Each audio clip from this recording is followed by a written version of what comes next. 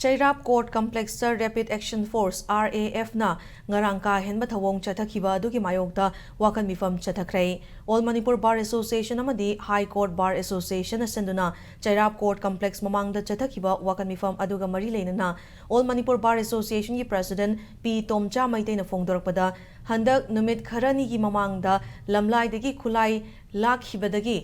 लाखिबगी थौदोक्ता चेनब सिंगी ngarang hearing chathabada Rapid Action Force ki personnel singna courta लाखिबा नुपी सिंगदा का हेनबा थवोंग chathabata natana court complex manungda smoke bomb amade electric button sizinaduna miyamda aki akhang nanghankhibagi thawong yamna laibak thibani karamba judge ki ayaba matung inna court complex manungda force sizinabagi thawong chathabano haina wahang tawrakpaga loinana hiramasida thijanaba High Court of Manipur gi retired judge amana luchingba committee ama numit 8 ni gi manungda semnaba khangalakli karigomba numit 8 ni gi manungda committee asi semdrabadi makhal makha kaya gi khongjang sangsingani hairakli